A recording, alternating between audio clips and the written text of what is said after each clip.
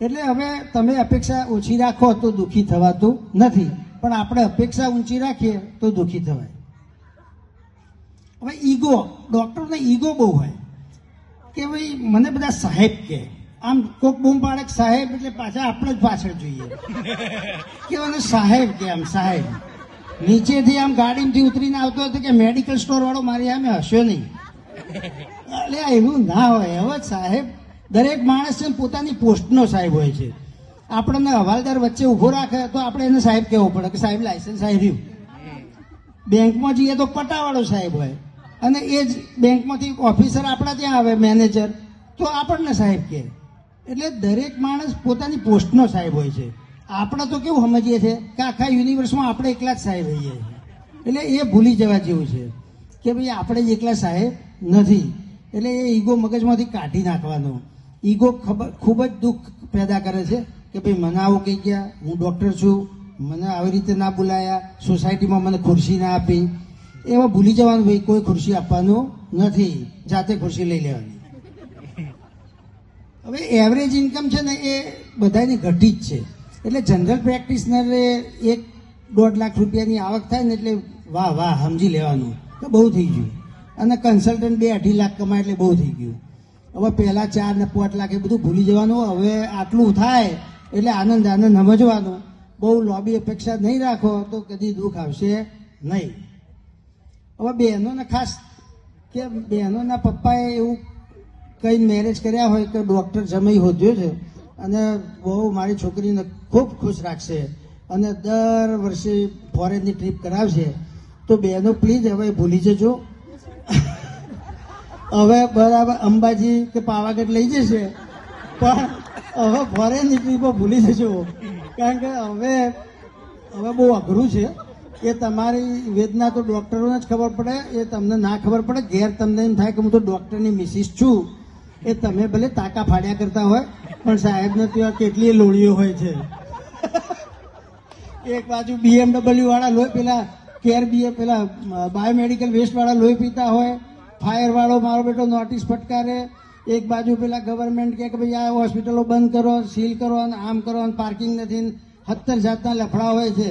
તમારે ઘેર ઠીક છે કે અનુપમા જોતા જોતા વાર્તાઓ કરતા હોય કે હેડો ફોરેન જઈએ, પણ એવું નથી હતું. એ 70 લઠ્ઠો હોય છે. બહાર જાઓ તો ખબર પડે કે ભાઈ કેટલા લઠ્ઠા હોય છે. હવે બીજું શું છે કે 45 પછી એક અગત્યનું હોય કે 45 પછી કોઈ મોટું સાહસ કરવું નહીં.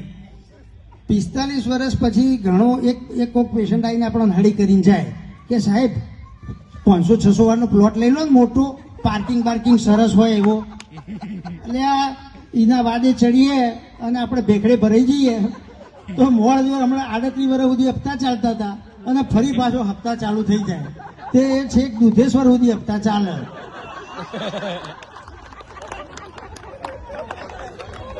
એટલે એ કોઈના ચડાએ ચડવું નહીં. એવા 5-10% પેશન્ટ હોય તો ભાઈ એને પાર્કિંગ જોતું હોય તો ના આવે તો 2 હાથ જોડીને કહી દેવાનું કે બાપા તું ના આવતો ચાલશે, મારે તો 90% આ ઠાકોરો બાકોરો આવે એ જ મજા છે. મારે કોઈ કરોડપતિઓ જોતા નથી, નહીંતર તમે ધંધે લાગી જશો. કારણ કે રોજ 2 થી 4 ફોન આવે કે ડૉક્ટર સાહેબ લોન લેવી છે. એટલે આપણને છે ને ચડસમાં આવી જઈએ કે હાડું લોન લઈને બનાવી દઈએ મોટી 30 જેવી હોસ્પિટલ, અને પછી ઊંઘ હરામ થઈ જાય જોરદાર. અને એ લોકો લોનવાળાને ખબર છે કે ડૉક્ટર એક ટાઈમ ભૂખ્યો રહેશે પણ હપ્તો તો ભરશે જ. એટલે એ લોકો ચોક્કસ ડૉક્ટરોને લોન આપતા હોય છે. એટલે આપણી એવું નહીં કે આપણો ક્રેડિટ સ્કોર છે એટલે લોન આપે, પણ એમને ખબર છે કે આ ડૉક્ટરો તો ગભરું પ્રજા છે એટલે લોન ભરી જ દેશે. હવે ખાસ તો છે ને મિત્રો રાખવાના. સ્ટ્રેસ રિલીઝ મિત્રો કરી આપે. મિત્રો જોડે તમે જાઓ એટલે જેમ કુકરમાંથી સીટી ઊંચી થાય ને હવા નીકળી જાય ને એટલે કુકર ફાટે નહીં. એ રીતે જો ભાઈબંધો જોડે ફર્યા કરશો ને તો ભાઈબંધો તમારા સ્ટ્રેસ રિલીઝ કરશે અને તમારો મગજનો બાટલો ફાટશે નહીં. એટલે બહેનોને ખાસ વિનંતી કે ભાઈબંધો જોડે જવા દેવાનું, એમાં રોકવાના નહીં. એ ચાર્જિંગ સ્ટેશન છે ત્યાં ચાર્જ થઈને આવશે એટલે તમારે રોકતા નહીં. અને ભાઈઓ એ રોકે તો તમે રોકાતાય નહીં, બરાબર.